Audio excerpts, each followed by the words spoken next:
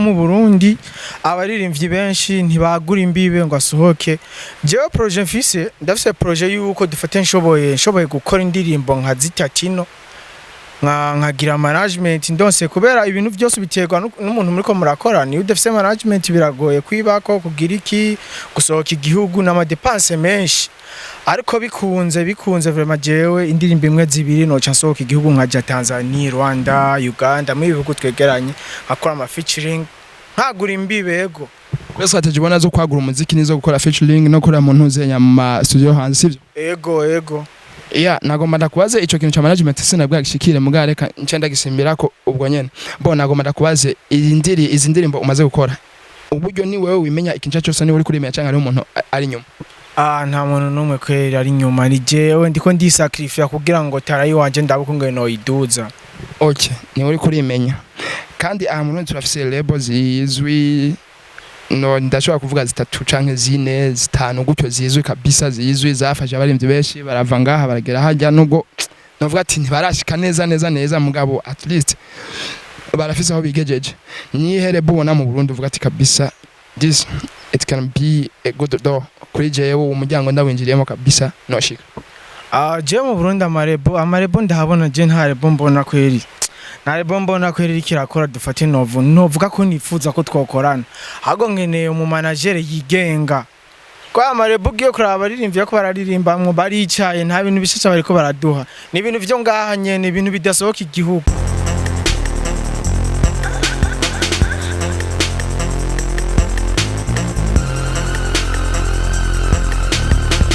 DFTV Tunda Juhudi. Welcome back guys, this is 257 DFTV and thank you for clicking. This is Square G, Ismail G but on the mic.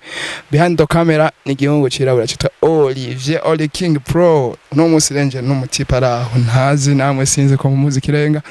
Bon, ubwa mbere nambere ka dutangura uku mambo vi bro. Fresh guy yangu. Umeze neza? Cyane gose meze bon. Mana aberwe sa. Thank you.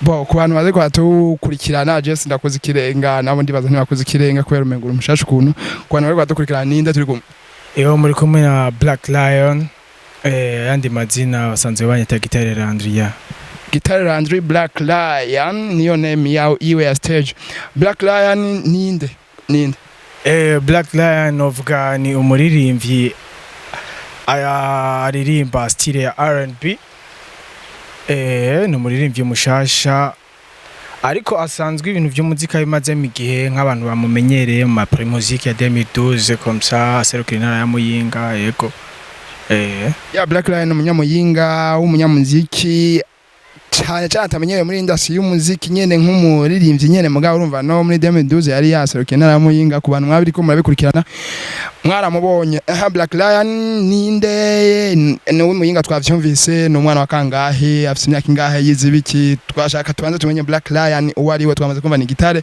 hama uwari we vyimbise Black Lion ovuga avuki Muyinga nkuko nabivuze hama navuze Amir 1995 mu ntara ya Muyinga hama nkurirayo ndahiga amashuri asanzwe ya primaire secondaire ngeze 10e comme ça ncamarira amashuri mu Buganda Black Lion n'umuntu yamya akunda musique kuva kera novuga ko ari passion yiwe n'ibintu ku bantu bo banze bo barabizi n'ibintu namye nkunda kuva kera ndirimba haba mu makaraoke haba mu ndirimbo zisanzwe ego nuko novuga Black Lion ku bantu bataramwumva jewe John Nagiye bakwejo kumva indirimbo yiwe yise arankunda yayirimbiye mu nzu imwe muri kirabikora neza ngaha muri Buja Flavor John Nagiye bako kabisa kumva iyo indirimbo nziza cyane ndakubwiza ukuri iyo ndirimbo nawe yumvise nishobora kwimvira ko ari umuntu akiya w'umudebita umuntu agitangura umuziki vraiment abo bita upcoming indirimbo nziza ku bantu babazi by'umuziki nka consumption ifise quality zose nziza z'umuziki Black Lion kubera iki Black Lion izina rya Black Lion first of all umva ndi black I'm a black ndirabura not at all bro well but ntiwirabura nyene nawe umuntu yirabura bari ngira basa naho nirabura nyene ndumwirabure You are African, yeah. ya African. Hama lion igikoko nkunda cyane. Lion igikoko kinyespira cyane, igikoko kijya ruko cyarushe, kijya ruko cyakoze cyane. Niyo mpamvu naciye mvuga ati okay, ico gikoko kuba ndagikunda ndashobora I'm a black lion nacyo urumva cyane cyaryuzuzanye nka cyamba lion noir. Ari benshi bita ngo ba lion bande hariho nka Loriro yita Simba muri Tanzania hari bita ba lion. We ntubona ko ibi bintu mengo bikuzanye muri competition n'abandi bije gutuma ahubwo muhiganwa canke se novuga ati bizova bikuzanira ibintu nka rivalite hagati yawe n'abo bandi baririmbye?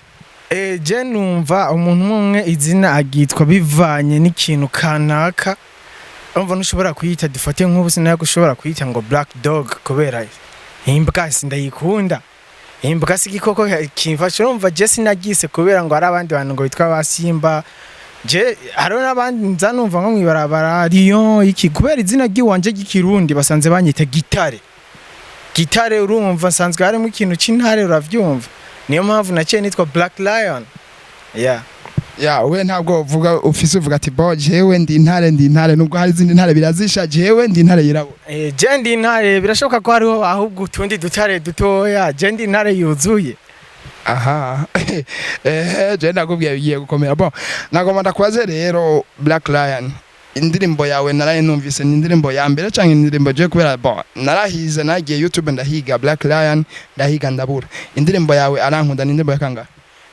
Indirimbo arankunda novuga ni indirimbo igera gatatu gusa izindi sinashoboye kuzishira kuri YouTube channel yanje. Arankunda niyo nashoboye gushirako mu uyu mwaka wa 2020. Niyo ndirimbo navuze ati niyo mbona no shobora gupartage abantu bakabona yuko Lion ari karakora ya. Urumva izindi ntuzemera? Izindi ndazemera kandi abafana banje bo barabizi ni indirimbo nyinshi. Ndafise ni indirimbo nka Mbega yakozwe remix na B-Face na Landry. Banzo ukubutebwa ukiri mu gago twumve Mbega. Harigi ugira ukunda mwibanga mu mutima wamubona ugatwagwa hari kukaba umutinya arakuzi nawe uramuzi uriyumvira hohera no kubimubwira ukama wibaza maze ukisubiza ngo mbega mana yanje ndamuronse mbega mana yanje abaye uwanje mbega mana yanje anyemeye mbega wallahi uri umukobwa je mba natwa baragakobwa ari akitwa Diederise kazokora gambo nakazuye amaso yitwa Black Lion ivyo abakobwa banza ujane ku ruhande mano rimba neza sana. Merci Rakods. Iyo yitwa wavuze yitwa Mbega yego. Black Lion ubona ko ari igihombo gikomeye gufata indirimbo jewe nyenda yumvise uri kurahimba ngaha iyumvire baciye mu studio bakayikorako igwa cufata indirimbo nkiyi ugacuta muri pubere ukavuga ati jewe sindayishira kuri YouTube channel umva tarigihombo? Novuga yuko indirimbo nayikoze kera nayikoze 2014 urumva kandi novuga nyene sinayise bwiyangaje neza mu yego. Umva Black Lion havuga ati jewe kabisa ndaje kabisa umunje gufatisha ndatanga ibintu by'inoze nya vy'ama media tour ndatanga ibintu vy'ama kwipromotinga ugupromotinga umuziki wanje ubu ni hukiza. Ego ubu ndaje kwere ni nguvu nyinshi. Ndashobora kumenya Black Lion na African Hit hari sano nyabaki? African Hit ni channel yanje niho na prevoya kuzoza ndashira ibikorwa vyiwanje mbese no muri kazoza n'ibikorwa vy'abandi bantu baba ariko bifatanya na Black Lion. That's the reason why ubona na is African Hit ariko ni ya Black Lion niho nshira ibikorwa vyiwanje. Black Lion uvuga imvugo ziwawe umengo ziza zikusanya ibintu byinshi. Urumva African Hit ni nkuko novuga ni account y'intuze ya Lebel kubera uvuze ati bon niho nzoza ndashira ibikorwa vyiwanje n'ibindi vy'abandi bazoza bifatana na Black Lion. Vedeye ko uri ready kwakira abandi bantu bazoza baje nyine mu bwami bwa Black Lion. Nkuko nabikubwiye yuko Black Lions umuntu wuno munsi ngira projet à long terme ngira projet yo muri kazoza yeko naho naragira Lebel ariko ndatekereza ko muri kazoza Black Lion zo bifise Lebel nyene abantu tuzokorana nzo bafise abandi bapeti benshi muri music naho bitoroshe novuga ko bitoroshe ari ibintu bimfata igihe ndabiprevoya niyo mpamvu naciye ndayita African Hit. Urumva ugushaka cyane kuri YouTube agende kurondera African Hit. Yoshaka African Hit ego. Cyera nanje jo ndiko ndarondera ijya ndirimbo bo je maze kubona link naragiye maze guclickingamo ndaraba ko ndera nuze ko ndonka account yanditse ko Black Lion ndabura ncambona African hit avuga ati man I have to look for this guy ndamubaze nibiki ya urumva wewe uvuga ati jewe mu myaka iza ndibona nabaye CEO wa Lebel nini ya African hit. Yego kwenda bibona Inshallah hama nagomba ndakubaze Black Lion na arankunda ubu niyo ndirimbo kabisa uvuga ati nziye ko kumenyekana sivyo? Ego banzumvisha abantu gato ko arankunda kandi nkabibona yamara kikawusha ujya mukobwa iyo mbonye atangira agaseka nkabona bayishimye bisara nanje nkinumira nkamubera umwana mwiza ariko iyaba yomaye akanya jewe twoyaga kandi duhuza urya mwana no mubera ico yabuze nkamurutira abo yabonye iyo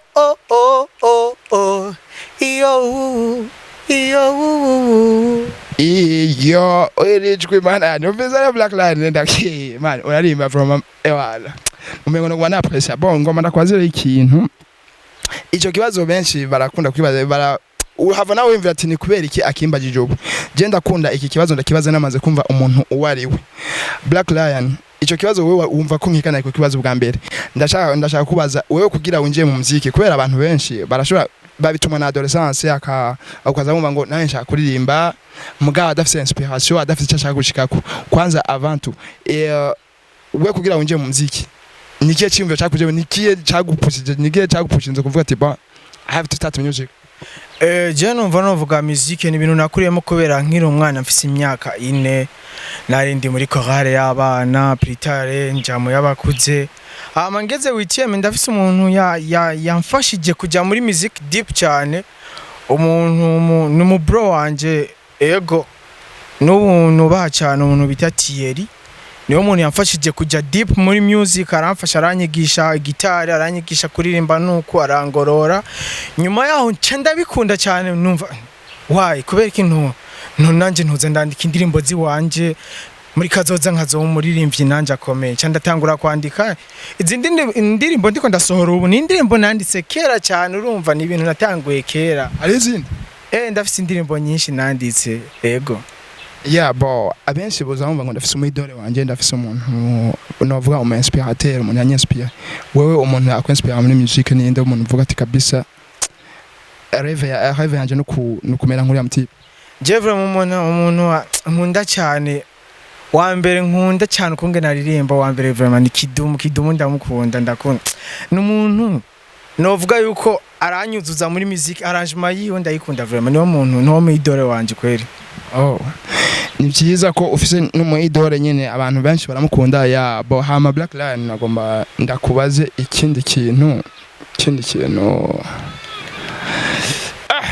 reka ndakibaze Black Lion benshi ndibaza urabona inozenya novuga industry y'umuziki ngaha plus 257 industry urabona ingene imeze urabona nyamba hari benshi bamavuga umuziki wacu ntujabuka kandi ico kibazo kusaba journaliste saba DJ saba baririmb nico kibazo kibaragishinga ndetse nkeka na leta ico kibazo kiragishinga nka Black Lion novuga ati aje nawe gutangura music office ivyimviro vya no kugeza ngaha cyane no kujabuza siwe nizi ya strategy uyumvira ku muziki wawe ushobora kupenya nyene ukavuga ati ba umuziki wa Burundi nawe urajabutse imbibe urageze hanze ico kintu nanje ndakunda kukibona yego umuziki wo mu Burundi abaririmbyi benshi ntibagura imbibe ngo asohoke jewe projet mfise ndafise projet yuko dufate nshoboye gukora indirimbo nka zitatino nkagira management ndose kubera ibintu byose biterwa n'umuntu muri ko murakora ni udafise management biragoye kwibako kugira iki gusohoka igihugu n'ama dépenses menshi ariko bikunze vraiment jewe indirimbo imwe zibiri no cyasohoka igihugu nkaja Tanzania Rwanda Uganda mu bihugu twegeranye akora ama featuring nkagura imbibego kwese strategy bona zo kwagura umuziki nizo gukora featuring no kora muntu uzenya mu studio hanze sivyo ego Yeah, nagomba ndakubaze ico kintu cha management sinabwa gishikire mugare reka ncenda gisimbira ko ubwo nyene. Bo nagomba ndakubaze izi ndirimbo umaze gukora. Uburyo ni wewe wimenya ikintu cyose ni uri kurimenya cyangwa ari umuntu ari nyuma. Nta muntu numwe kwera ari nyuma ni jewe ndiko ndisacrifice kugira ngo tarayi wanje ndabukunge no iduza.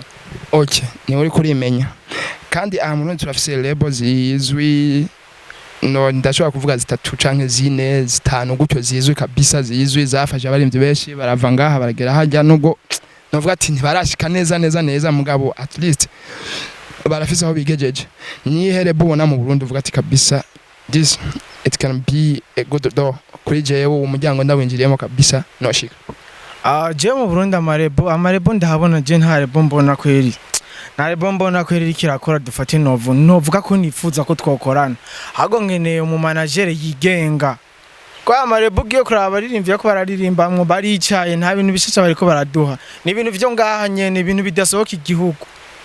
Ntufise ubwoba ko ibintu bishobora kukubera nka beef nyene mu muziki namajya ari gitangura ibintu biko bavuga. No, je ntabwo wamfise. No sindi ko mvuga ukura abarundi biko barabibona. Indirimbo zabo niziko zirasohoka niziko ziragira nta vibe hari muri make. Niyo mpamvu ndakubwira nashoboye kuronka manager yigenga dukorana. Vyoba vyiza kurusha yewe. Iya nyamba ariko turabarakeneye manager nyamba bumva ufise amafaranga yawe connection zawe ubumva ikintu management ugitaho kicari cyo raba umurondere kabisa umutipe afise talent bya hatari je ejo narumvije indirimbo yiwe ya mbere nuno munsi nazirondeye izo zindi ariho nyambari boss nazo nivuga amatise mugana nazumvije arazi kurimba bya hatari wera umurondere kabisa muvugane hama umutezi ntambwe nawe uko berateye intambwe n'Uburundi buzabubwiza ico bwungukiyemwo umwana w'ugwe wateye intambwe n'Uburundi boteye intambwe bo man ndagushimira. Merci nawe urakoze cyane sinakubane nta kindi kibazo wumva no kubaza washaka ntakubaza. Ni sawa c'est bon. Washobora kwibaza ikibazo kimwe ugaca wisho. Black Lion kubera ko ukunda umuziki n'ubuzima bwanje. Sure, yeah, it's very G on the mic. Tukakunda Black Lion all the way from Muyinga yaje ngaha ibujumbura gukora umuziki arimba bien sana inyuma ya kamera cyari cyagihungu kirabura Oli King Pro yeah tuzosubira bye. Sawa, peace papa.